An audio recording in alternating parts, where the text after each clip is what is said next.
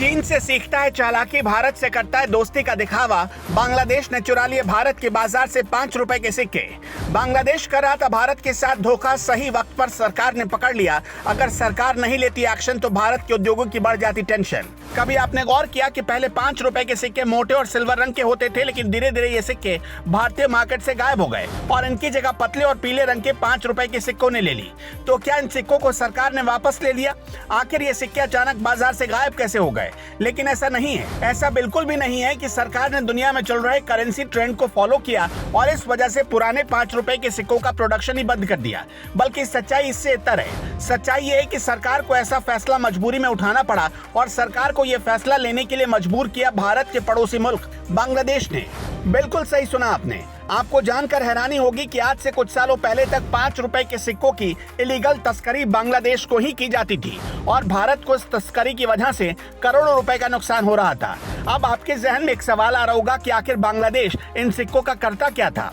बांग्लादेश की खुद की अपनी करेंसी है, उसके पास अपने सिक्के होते हैं, तो फिर भारत के सिक्के बांग्लादेश में कैसे चलते थे और भारत के सिक्कों की जरूरत क्यों पड़ी? दरअसल पहले भारत के 5 रुपए के सिक्कों का इस्तेमाल बांग्लादेश के कुछ ट्रेडर्स बांग्लादेश के ही जाली और नकली नोट छापने में करते थे। लेकिन समय के साथ साथ इन भारतीय सिक्कों से एक और मुनाफा कमाने का रास्ता ढूंढ निकाला गया और भारत के सिक्कों का इस्तेमाल ब्लेड बनाने में होने लगा। आपने बिल्कुल सही सुना। दरअसल पुराने 5 रुपए के सिक्के एलॉय से बनते थे और ये वही एलॉय है जिससे रेजर ब्लेड तैयार किए जाते हैं। हर 5 रुपए के सिक्के से करीब 6 ऐसे ब्लेड तैयार किए जा सकते थे और हर ब्लेड की कीमत मार्केट में 2 रुपए होती थी। इसका मतलब ये कि एक 5 रुपए के सिक्के से बांग्लादेशी जमाखोर 12 रुपए तक कमा पा रहे थे। कुछ मुट्ठी भर भारतीय और बांग्लादेशी लोगों को कमाने का एक नया तरीका मिल चुका था और वो इसका खूब फायदा उठाया करते थे। इसलिए 5 रुपए के सिक्कों की चोरी भारतीय बाजारों से शुरू कर दी गई और इन सिक्कों का जितना प्रोडक्शन नहीं होता था उससे कहीं ज्यादा इनकी स्मगलिंग बांग्लादेश में शुरू हो गई।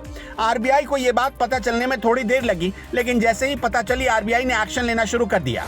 एहतियातन आरबीआई ने न केवल इस सिक्के का वजन और साइज घटा दिया बल्कि इसके अलॉय मटेरियल को भी पूरी तरह से बदल दिया।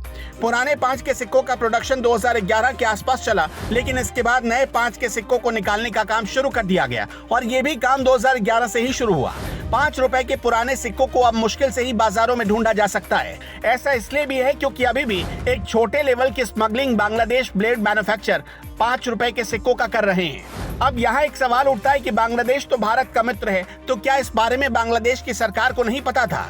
क्या वो इसे रोक नहीं सकती थी? बांग्लादेश भारत का भले ही मित्र देश हो, लेकिन दोस्ती से ज्यादा वो दिखावा करने की कोशिश करता है। बांग्लादेश को चीन से मदद मिल जाती है और इसी आड़ में वो भारत के मैन्युफैक्चरिंग उद्योग को नुकसान पहुंचाकर खुद उसकी जगह लेने की फिराक में रहता है। बांग्लादेश भारतीय मार्केट में चाइना की मदद से अब ऐसे प्रोडक्ट एक्सपोर्ट करना शुरू कर चुका है जिसकी वजह से भारतीय मैन्युफैक्चरर्स अब धीरे धीरे दम तोड़ने लगे हैं। टेक्सटाइल इसका एक सबसे बड़ा एग्जाम्पल है। इसके बाद जींस का इंपोर्ट भारत में कई गुना बढ़ चुका है और तो और ब्यूटी प्रोडक्ट और ज्वेलरी के प्रोडक्ट भी इसका एक बड़ा एग्जाम्पल है। भारत के जूट उद्योग को बांग्लादेश की वजह से ही नुकसान पहुंचा, लेकिन मोदी सरकार के आते ही हालात बदल गए। सरकार इसे समझने लगी और सही मौके पर बांग्लादेशी जूट पर एंटी डंपिंग ड्यूटी लगाकर भारतीय उद्योग को बचा लिया गया। बांग्लादेश अब इतनी बढ़त बना चुका है कि कुछ सेक्टर्स के मामले में इस देश पर ब्रेक लगाना जरूरी है और मोदी सरकार आहिस्ता आहिस्ता ऐसा ही कर रही है।